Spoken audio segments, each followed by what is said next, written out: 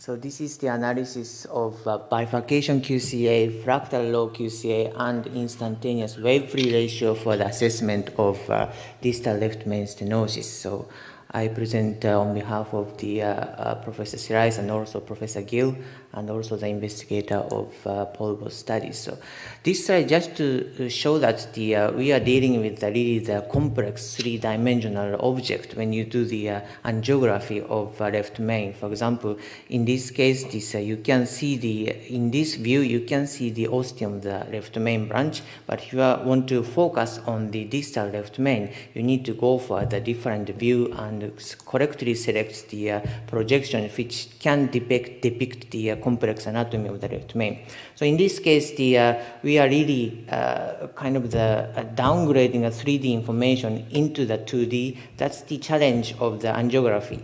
So as you know, the single vessel QCA algorithm ignores this natural anatomy of the bifurcation. There's no tapering taken into account. So in this particular case, that's using the single vessel analysis, the MLD was 1.3, but that percent diameter stenosis was 55%. If you use the bifurcation dedicated QCA, it taking into account the bifurcation and natural tapering, so the diameter stenosis becomes 48%.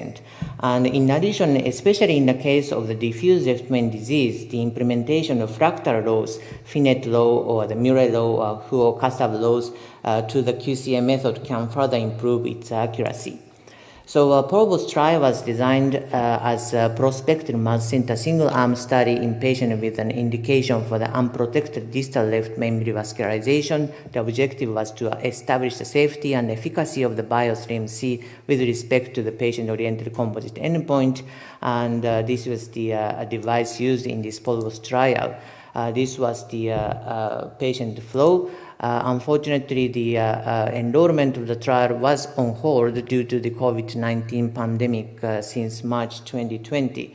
However, in the inclusion, one of the inclusion criteria was actually a confirmation of the stenosis, angiographic diameter stenosis of equal or greater than 50%, confirmed by the offline QCA using dedicated QCA bifurcation software by academic core-lab. So in this study, we implemented sort of the central core-lab. So if the investigator send images to the academic team, then we did the analysis of the dedicated bifurcation QCA report. So in this case, it's actual case. So you see the diameter stenosis was 51%, left main difference vessel diameter was 3 millimeter. However, if you look at the main branch and side branch, the reference vessel diameter is actually larger than left main difference diameter, 3.25 for the LAD and 3.15 for the circumflex. So we use also the Finette law equation. So we provide also the reference vessel diameter according to the Finette law, which is 4.33, and the diameter stenosis according to the Finette law in this case was 66%. So these are the report sent in during this trial of the initial enrollment. So we provide this kind of the report to the investigator at the time that each patient is enrolled, and I'm going to present the preliminary result of the 120 cases included in this analysis. So in the 120 patients, the diameter stenosis of left main was on average 52%, MLD was 2.02, and difference vessel diameter was 4.15 millimeter. We also had a QCA based on the Finette law, so the diameter stenosis was calculated based on the reference vessel diameter of the LAD and circumflex. However, in this 120 patients, the reference vessel diameter was not so much changed. It was initially 4.15 and it became 4.11. Percent diameter stenosis was not so different, probably because of the fact that the inclusion was the distal left main, so there was some healthy vessel remaining in the proximal or the ostial lesion of the left main.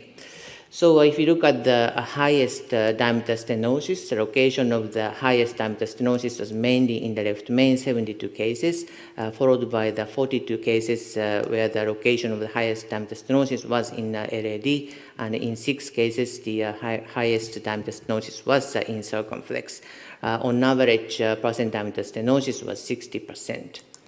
So this is a distribution of the Medina classification defined by the dedicated Bifurcation QCA. You can see that majority of the cases, 52% of the cases, has the Medina classification of 100, followed by the 010, 23%, and 110, 16%. So if you look at the concordance or discordance of the visual assessment of the Medina by investigator versus the QCA-based Medina classification, you can see that the agreement was only achieved in 65%. For example, if you look at the 111 lesion by visual assessment, there was 9 cases the investigator said that it is a 111 lesion, but if you use the QCA, only 1 case fulfill this criteria of the 111. So basically, most of the case, the visual assessment is overestimating the Medina classification. This is the comparison between the QCA and the functional assessment. In this trial, the IFR was used systematically to look into the significance of the left main stenosis, either toward the LAD or the circumflex. You can see that the on average IFR is very low in LAD 0.80 and the circumflex 0.88. If you look at the agreement between the Bifurcation QCA, we use the cutoff of 50% versus the IFR 0.89. The agreement was 86.7%. If we use the Bifurcation QCA, if we use the FINET, the agreement was slightly lower 76% in this population. AUC was 0.60 and 0.59 respectively.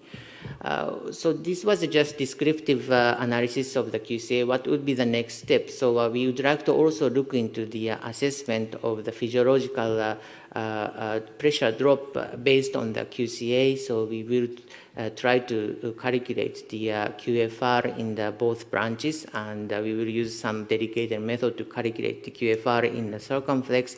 We are also collaborating with Professor Tu, who will be also the speaker later today.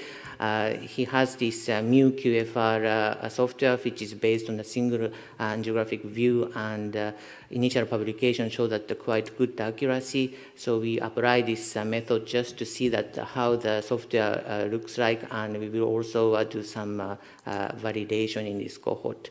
So as a conclusion, in a single-arm clinical study of the distal left main, the angiographic eligibility was confirmed by central offline Bifurcation QCA, and in this preliminary analysis, the agreement of the Medina classification between visual assessment versus Bifurcation QCA was only 65%. So I think QCA is very important to make a good clinical decision of indication of treatment. Also, the diagnostic performance of Bifurcation QCA in predicting a positive IFR was moderate with the QCA.